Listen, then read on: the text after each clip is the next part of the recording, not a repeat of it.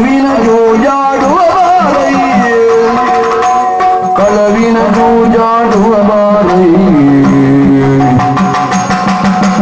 ಕಳವಿನ ಜೋಜಾಡುವ ಬಾರಯ್ಯ ಸಲಿಲದು ಜಾತಕ್ಕೆ ಸುಮ್ಮನೆ ಅಡಗಿಗೆ ಸಲಿಲದು ಜಾತಕ್ಕೆ ಸುಮ್ಮನೆ ಮುಳುಗಿಗೆ ಸೊಲಿಸೈ ಸೊಲಿಸೈ ಸೊಲಿಸೈ ದ್ರುಪದಯ ಸೀರೆಯ ಹಡಪಡ ಸಲಿಲದು ಜಾತಕ್ಕೆ ಸುಮ್ಮನೆ ಮುಳುಗಿಗೆ ಸೊಲಿಸೈ ದ್ರುಪದಯ ಸೀರೆಯ ಹಡಪಡ ಯಲ ಯಲ ಯಲ ಮಾನಗೆಟ್ಟವನೇ ನೃಪ ಕುಲದಲ್ಲಿ ಹುಟ್ಟಿ ಶ್ವಾನ ಸದೃಶನಾದವನೇನು ಎಲ್ಲ ಛೀ ನೃಪ ಕುಲ ಪುಣ್ಯ ಇದಕ್ಕಿಂತ ಕೀಳು ಮಟ್ಟದ ಶಬ್ದ ನನ್ನ ಬಾಯಿಂದ ಬರ್ಲಿಕ್ಕಿಲ್ಲ. ಶ್ವಾನ ಎನ್ನುವಾಗೆ ನಿನ್ನನ್ನು ಸಂಬೋಧಿಸುವಲ್ಲಿ ಬಲವಾದ ಕಾರಣ ಉಂಟು. ಶ್ವಾನದ ಸ್ವಭಾವ ಏನು? ಅವ್ರು ಕೂಡುವ ಅವರೆಂಡ್ಲು ಇವರೆಂಡ್ಲು ಭೇದವೇ ಇಲ್ಲ. ಹೋಗುವುದು ಮುಕ್ಕುವುದು ಇದೇ ಕೆಲಸ. ಇವನ ಸ್ವಭಾವವು ಹಾಗೆ, ತನ್ನದ್ದು ಪರರದ್ದು ಭೇದವಿಲ್ಲದೆ ನಮ್ಮ ದಾಯಭಾಗವನ್ನು ಕಾಪಾಡಿಸಿದ ಪಾಪಿ ಅಲ್ವೇನೋ ನೀನು? ನಾಯಿದೊಂದು ಸ್ವಭಾವ. ದಾರಿ ಹೋಗನೊಬ್ಬ ಹೊರಟ್ನ ಅಂತ ಮಗಳೋದು, ಅವನು ಹೆದರದೆ ಬಡಿಗೆ ಹಿಡಿದು ನಿಂತ ಬಾಲ ಮುಡ್ಚುವುದು, ಪೃಷ್ಠದಲ್ಲಿ ಇಡುವುದು, ಪಲಾಯನ ಕೈಗೊಳ್ಳುವುದು. ಇವನ ಕಥೆಯು ಹಾಗೆ. ಆವತ್ತೊಂದು ದಿವಸ ಕಪಟ ದ್ಯೂತದಲ್ಲಿ ನಮ್ಮ ಸರ್ವಸ್ವವನ್ನ ಸೂರೆಗೊಂಡವನೇನು. ಇವತ್ತು ದ್ಯೂತ ಆಡೋಣ. ಎಲ್ಲಿ ಬರ್ತೀಯ ಪಾಪಿ ನೀನು? ಆವತ್ತಾಡಿದಂತ ದ್ಯೂತ ಕಪಟ ದ್ಯೂತ. ಆ ನಿನ್ನ ಕಪಟಿ ಮಾವ ಶಕುನಿ ಅವನ ಸಹಾಯದಿಂದ ನಮ್ಮನ್ನು ಗೆಲ್ಲಿದದ್ದು. ಇವತ್ತ ಆ ಶಕುನಿ ಇಲ್ಲ. ನಿನ್ನ ವಂಶಕ್ಕೆ ಹಿಡಿದ ಶನಿಯವ ದ್ಯೂತಕ್ಕೆ ಬರ್ಲಿಕ್ಕೆ ಸಾಧ್ಯತೆ ಇಲ್ಲ ಇವತ್ತೇನು. ಇನ್ನೊಂದು ಪ್ರಸಂಗ ಉಂಟು ನಿನಗಾಗಿ. ಆವತ್ತು ಸಂಪೂರ್ಣಗೊಳ್ಳಿಲ್ಲ, ಅರ್ಧಕ್ಕೆ ಪ್ರಸಂಗ ನಿಂತು ಹೋಗಿದೆ. ಯಾವುದು? ವಸ್ತ್ರಾಪಹಾರ. ನಮ್ಮೈವರ ಮಡದಿಯಾಗಿರುವಂತ ಪಾಂಚಾಲೆಯ ಸೀರೆಯನ್ನು ಅಪಹರಿಸುವಕ್ಕೆ ಮುಂದಾಗಿಲ್ಲ. ಆಯ್ತಾ ನಿನ್ನಿಂದ? ಅರ್ಧಕ್ಕೆ ನಿಂತು ಹೋಗಿದೆ. ಇವತ್ತು ಅವಳ ಸೀರೆ ಅಡಿಬಹುದು. ದೂರದಲ್ಲಿ ನಿನ್ನ 99 ಮಂದಿ ಸಹೋದರರನ್ನ ಹುಡಕಿ ಕೊಂದು ಯಮನಾಲಯದ ಅತಿಥಿಗಳನ್ನಾಗಿಸಿರುವಂತ ಈ ಭೀಮಸೇನ ಕರೀತಾ ಇದ್ದಾರೆ. ವರ ವರ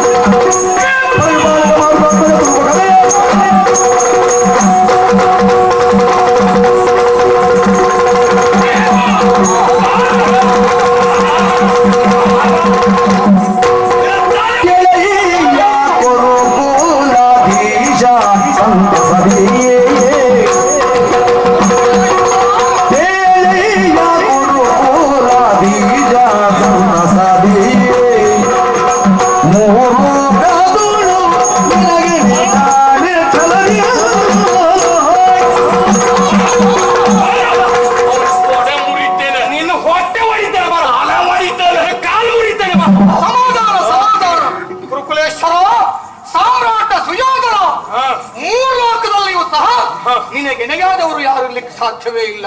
ಪಿತೃ ಹೇಳಬೇಕಿತ್ತು. ಸದ್ಯಕ್ಕೆ ನಾನೇ ಹೇಳ್ತಾ ಇದ್ದೇನೆ. ಅದನ್ನೇ ಹೇಳು. ಎಲ್ಲವರನ್ನ ಬನ್ನಿ ಕೂಗುತ್ತಾ ಇದ್ದೀನಿ. ಊಟ ಯುದ್ಧ ಸಲ್ಲ, ಅದು ಧರ್ಮದ ಯುದ್ಧ ಅಂತಾಗುವುದಿಲ್ಲ.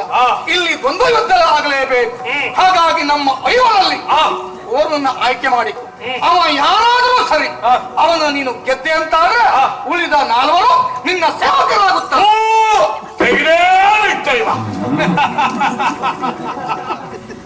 ಆಯ್ಕೆಯ ಸ್ವಾತಂತ್ರ್ಯ ನನಗೆ. ಯಾರನ್ನ ಬೇಕಿದ್ರು ಆಯ್ಕೆ ಮಾಡಿ. ಖಂಡಿತ ಇಲ್ಲಿ ಕೂಟ ಯುದ್ಧ ಅಲ್ಲ, ಅಲ್ಲವೇ ಅಲ್ಲ, ದ್ವಂದ್ವ ಯುದ್ಧ ಆಗಬೇಕು. ಈಗ ನಾನು ಆಯ್ಕೆ ಮಾಡಿಕೊಳ್ಳುವ ಹೋರಾಟ ಗದಾ ಯುದ್ಧ. ಸರಿ, ಯಾರನ್ನು ಬೇಕಿದ್ರು ಆಯ್ಕೆ ಮಾಡಿಕೊಂಡ್ರೆ ಬರ್ತಾರೆ. ನೀವು ಆಯ್ಕೆ ಮಾಡಿ. ನಕುಲ ಸಹದೇವರು ಬರ್ತಾರ? ಇದ್ದಾರಾ? ಇದ್ದಾರೆ. ಅರ್ಜುನ ಹಾ, ಇದ್ದಾರೆ. ಅರ್ಜುನ ಬರ್ತಾರೆ. ಹೇಳ್ತೇನೆ. ಬೇಡ, ಹಾ, ನೀನು ನಾನು ಸಿದ್ಧ ಯುದ್ಧಕ್ಕೆ. ಹೌದು, ಯಾವುದಕ್ಕೆ? ಯುದ್ಧಕ್ಕೆ.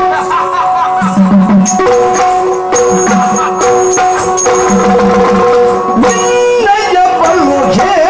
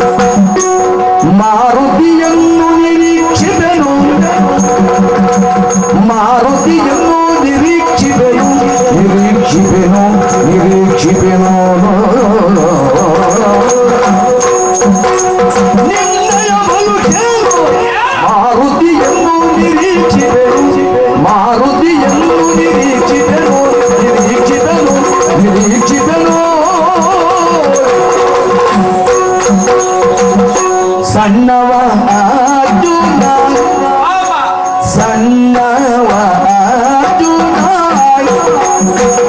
ಸಣ್ಣವ ಅರ್ಜುನ ಸಣ್ಣವ ಅರ್ಜುನ ಸಣ್ಣವ ಸಣ್ಣವ ಅರ್ಜುನ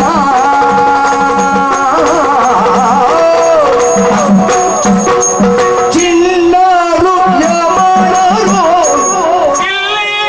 ಚಿನ್ನರು ಯಮನರು ಚಿನ್ನರು ಯಮನರು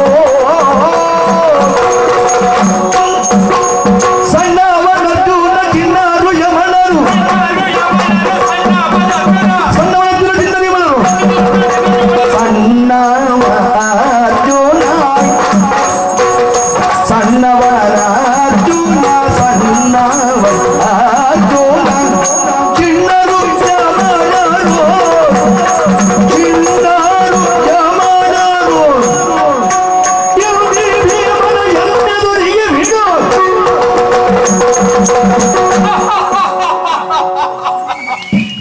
ಭಾಷೆಯ ಕೀರ್ತಿಗಳು ಭಾಷೆಯ ಕೀರ್ತಿಗಳು ಎನ್ನನು ಖಾದಿವೆ ಎನ್ನುತ್ತವನು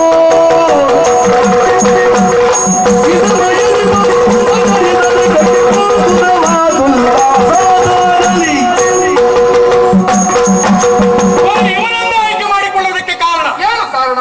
ಭಾಷೆಯ ನಿತ್ಯಹನು. ಕಾರಣ ಇನ್ನೊಂದು ಸಂದರ್ಭದಲ್ಲಿ ಆವತ್ತಿನ ದಿವಸ ನಿಮ್ಮ ಇವರ ಮಡಿದಾದಂತಹ ಪಾಂಚಾಲಿಯ ಸೀರೆಯನ್ನು ಸುಲಿಸುವ ಸಂದರ್ಭ ನೀವೆಲ್ಲ ಅಲ್ಲಿ ಕುಳಿತುಕೊಂಡಿದ್ರಿ, ತಲೆ ಎತ್ತಲಿಲ್ಲ.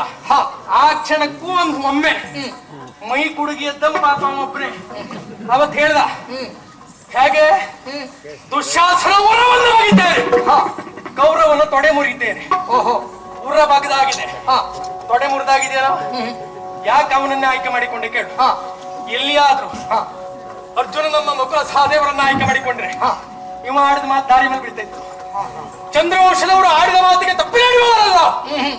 ಇಲ್ಲೂ ನಮಗೆ ಸಮಯ ಪ್ರಜ್ಞೆ ಉಂಟು. ಮತ್ತೆ ಯಾವಾಗಲೂ ಹಾಗೆ ಸಮಯ ಪ್ರಜ್ಞೆಯನ್ನು ಅರಿತೇ ವ್ಯವಹರಿಸುವವರು ನಾವು. ಸರಿ. ಹಾಗಾಗಿ ಅವನನ್ನೇ ಆಯ್ಕೆ ಮಾಡಿಕೊಂಡಿದ್ದೇನೆ. ಸಾಮರ್ಥ್ಯ ಉಂಟು ಅಂತಾದ್ರೆ ಆ ಭೀಮನ ಬಿಡ.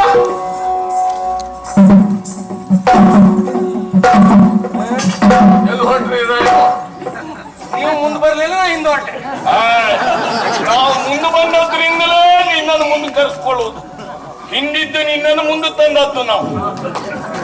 ಏನು ವಿಡಂಬಿಸ್ತೀಯ, ಅಣಕಿಸ್ತೀಯ, ಏನು ಭಾಷೆಯ ನಿತ್ತೀಯನು ನಗತನ ನೋಡ್ಲಿ ಭೀಮ ಅಂತ ಹೇಳಿದೆಲ್ಲ. ಇಷ್ಟು ದೊಡ್ಡ ದೊಡ್ಡ ಮಾತಾಡುವ ಶ್ರೀಯುತರು ಇಷ್ಟೊತ್ತಿ ಎಲ್ಲಿದ್ರು? ನೀ ಎಲ್ಲಿ ಕರೆಸ್ಕೊಂಡಿ?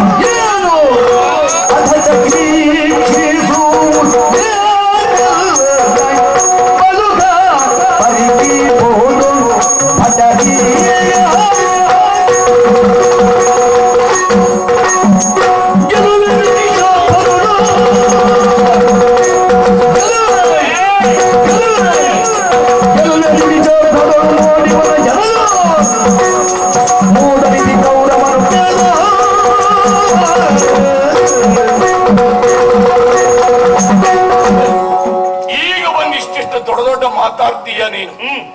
ಈವರೆಗೆ ನೀನು ಇದ್ದದ್ದೆಲ್ಲಿ? ರಣಕ್ಷೇತ್ರದಿಂದ ಕಣ್ಮರೆಯಾದವ ಈ ದ್ವೈಪಾಯನ ಸರೋವರದಲ್ಲಿ ಅಡಗಿ ಕುಳಿತದ್ದು. ನಿನ್ನಂತವನಿಗೆ ಅದು ಭೂಷಣವ. ನಿನ್ನನ್ನ ಎಬ್ಬಿಸುವಲ್ಲಿಯೂ ನಾನೇ ಬರಬೇಕಾಯ್ತು. ನನ್ನ ಭತ್ಸನೆಯ ನುಡಿಯನ್ನ ಕೇಳಿ ಸಿಡಿದೆದ್ದು ಬಂದವ ನೀನು. ಬಂದವ ಇಷ್ಟೊಳಗೆ ಒಂದು ಒಳ್ಳೆ ಮಾತಾಡಿದ್ದೀಯ ನೀನು. ಏನು? ಇನ್ನೇ ಭೀಮನ ಸರಿಸಕ್ಕೆ ಬಿಡು ಬಿಡು. ನನ್ನನ್ನು ನೀನು ಆಯ್ಕೆ ಮಾಡಿಕೊಂಡಿದ್ದೀಯ. ಖಂಡಿತ. ಅದು ಕಾರಣವನ್ನು ನೀನು ಹೇಳಿದ್ದೀಯ. ಇನ್ನೊಂದು ಕಾರಣ ಹೇಳ್ತೇನೆ. ಏನು? ನೀನು ಆಯ್ಕೆ ಮಾಡಿಕೊಂಡದ್ದು ಒಳ್ಳೇದೇ ಆಯ್ತು.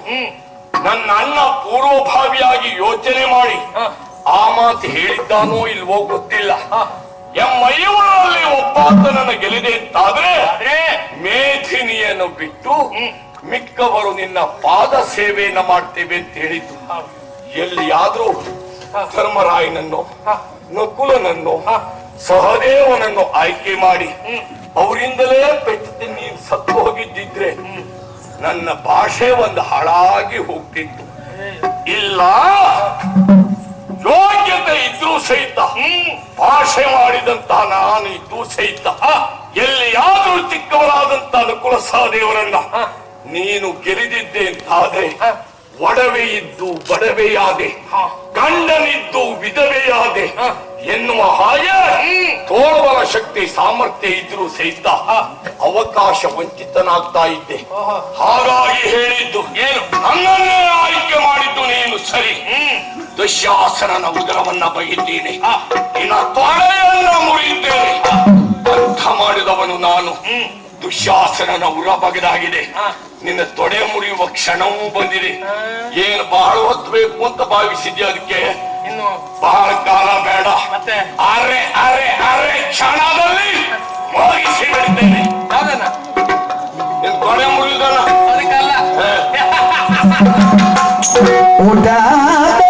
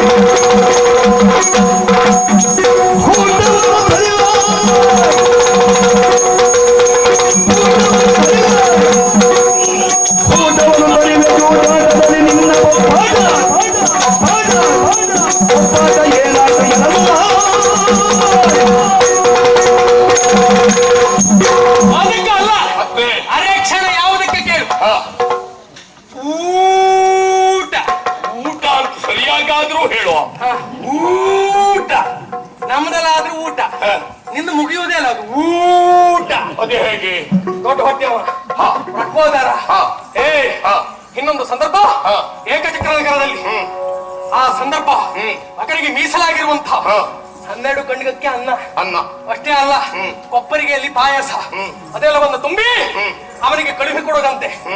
ಆ ಸಂದರ್ಭ ಶಕಟವನ್ನೇ ಏರಿ ಹೋದವ ನೀನು. ಹೋದ ಮರುಗಳಿಗೆಯಲ್ಲಿ ಪಾಪ ಅಲ್ಲೊಂದು ಒಳ್ಳೆ ಕಾರ್ಯ ಮಾಡಿದ್ದೀನಿ. ಆ ಬಕಾಸುರನ ಕೊಂದಿಯಲ್ಲ ಅಷ್ಟೇ ಅಲ್ಲ, ಅದು ಮಾಡಿದ್ಮೇಲೆ ಏನು ಆ ಊಟ ಅವನಿಗೆ ಮೀಸಲಾಗಿರ್ತದ್ದು. ರಕ್ಕಸರಿಗೆ ಎಷ್ಟು ಪ್ರಮಾಣ ಬೇಕು ಅಷ್ಟು ಪ್ರಮಾಣ ತೆಗೆದಿಟ್ರು, ಅದು ನಿನಗೆ ಕಡಿಮೆ ಆಯ್ತು.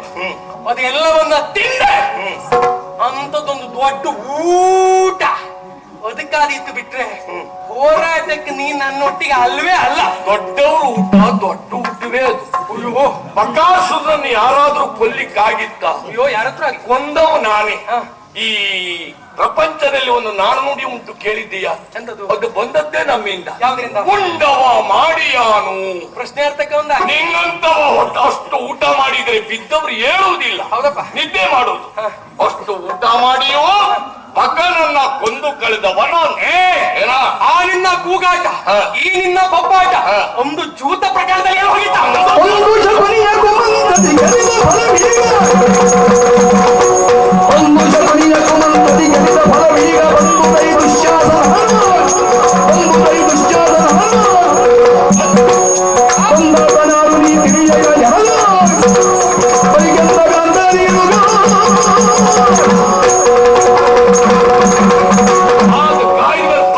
ಪ್ರಯತ್ನ ಮಾಡಬೇಡ ಪಾಪಿ. ಒಂದು ಶಕುನಿಯ ಕಪಟದ ದೂತದ ಮೂಲಕವಾಗಿ ನಮ್ಮನ್ನ ಗೆಲ್ಲಿದವ ನೀನು. ಇಂದು ಶಕುನಿ ಇಲ್ಲ, ಸತ್ ಮನಸ್ಸೇರಿದ್ದಾನೆ. ಏನು ಅಂದಿನ ಕತೆ ಬೇಡ, ಇಂದು ನಿನ್ನನ್ನು ಕೊಲ್ಲೋದಕ್ಕಾಗಿ ಹಠ ತೊಟ್ಟು ಬಂದವ ನೋಡ.